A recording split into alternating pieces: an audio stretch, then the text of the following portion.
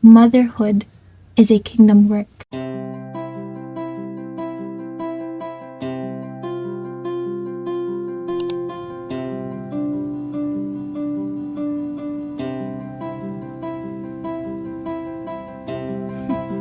Kari, dirty na yung face mo.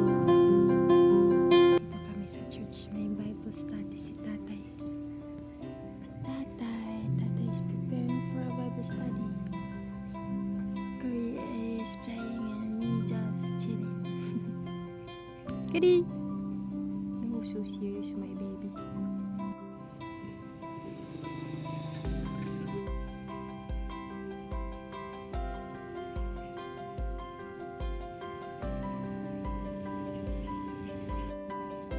Bah! I saw you! So dirty ka na, ala! Jesus!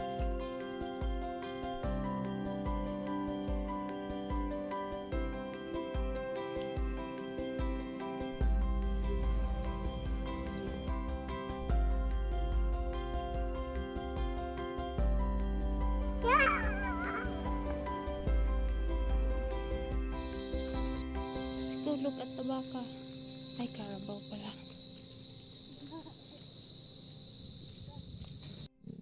Carabao is there. Hey, look at the Carabao. Carabao, bow, bow. Hello, Carabao. Good afternoon, Carabao. Carabao, bow, bow. Nice breeze, Kari. Oh, check natin yung bugnay tree, our favorite tree before. Oh, that's our bugnay tree. Well, not ours, but he used to stay a lot there and take videos there, di ba, Kari? He used to vlog there. Our bugnay tree. Yeah, let's get flowers. Yeah, we love this little... Wala na. Our small yellow flower. Smell flower? Smell flower. Smell lang, don't eat. Uh-oh. Poor flower. Not yet done. Kada tayo dito yung missionary. Nagaduti makikita taga kayo ng missionary. Okay, mabait.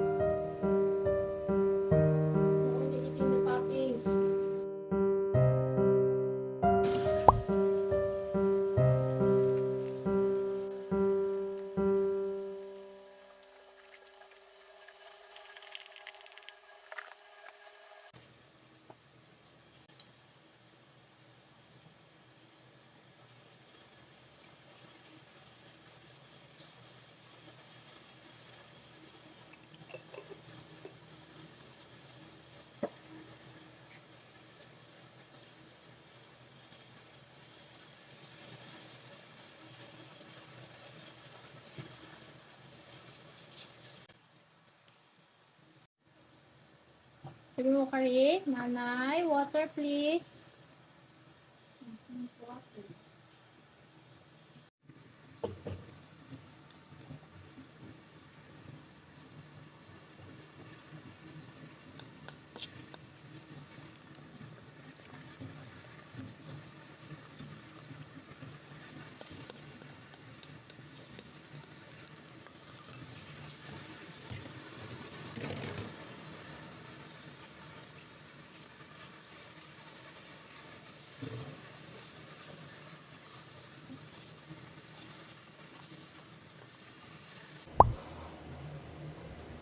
Hi, Faith Moms! Welcome back to our weekly vlogs. And if you are new here, welcome to the family. Welcome home.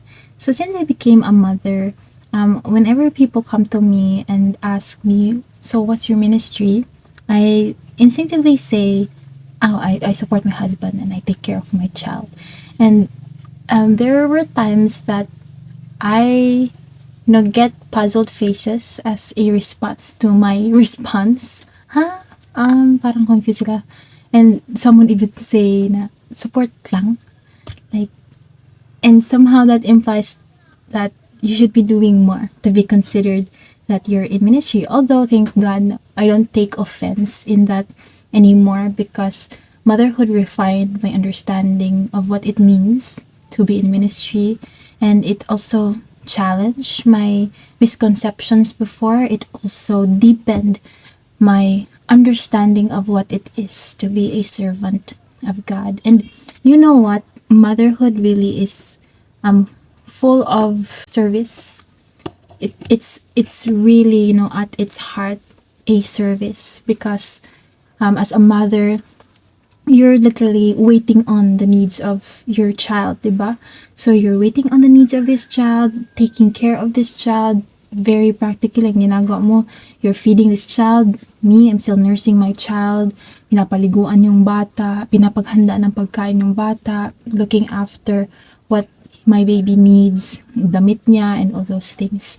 So at its heart, it's really a life of service. It's a responsibility to serve someone. And di ba yung pagiging servant, it's related to waiting or being a waiter. You're just waiting on the needs of another person. And now, because I'm in this point in my life that I'm just serving another human being all the time, I realize, ministry, contrary to maybe what maybe I have believed at some point, ministry does not need a title, does not need a position. It's simply about having that heart of a servant ready to serve whenever you're needed, whenever you're called, and especially when God calls you to do something for His kingdom.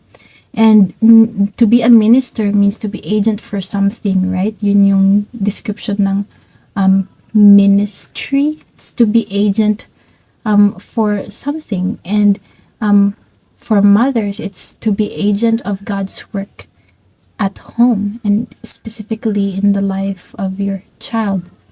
So I don't take offense anymore whenever the responses na nakukuha ko is implying that I should have a title, should have a position, because at the heart of it, to be a minister of God is to be a servant of God, right? That heart to ready to serve even when you're not acknowledged or recognized.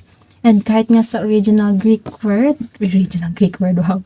Whenever Paul describes himself, he would even go to say, I'm a bond slave of Christ. Now that's even deeper than servant, diba? It's a bond slave of Christ. So because now God has been correcting my views about motherhood and ministry, I no longer see myself having to prove something just to say that I'm in ministry. Because as a disciple of Christ, your heart should be to follow Him and obey Him every day, and that makes you a minister of His work wherever you are. And for us mothers, of course, we're often at home. Sometimes maybe we feel like we're not doing anything for the kingdom. But if you are continually seeking the Lord and seeking to be used by Him for His glory, even at home, even when you're, doing the laundry, washing the dishes, preparing food, and taking care of your child, when you're seeking Him and doing that for Him, then you are in ministry. You are in kingdom work. Motherhood is a kingdom work. And I want to point that out, that you don't need a title or a position just to feel like you're doing something for the kingdom. I pray that God would affirm you through this short message and encouragement from your fellow mama, that as you're doing these very seemingly ordinary works day in and day out, but you're putting your heart into it for the Lord, for the Master. He's using you to build His kingdom. And it just happens that you're doing it at home. You're doing it in the lives of your husband and your children. So somehow, motherhood, although it does have a lot of restrictions, especially for me in my time, because talagang limited na yung time ko, kasi yun nga, I'm simply waiting on the needs of my child, and also it dictates almost every decision in my life kasi I have to consider my baby all the time. Although it does, have those restrictions now in terms of time and commitments, hindi na ako nag-yes na sa lahat because I have a priority now.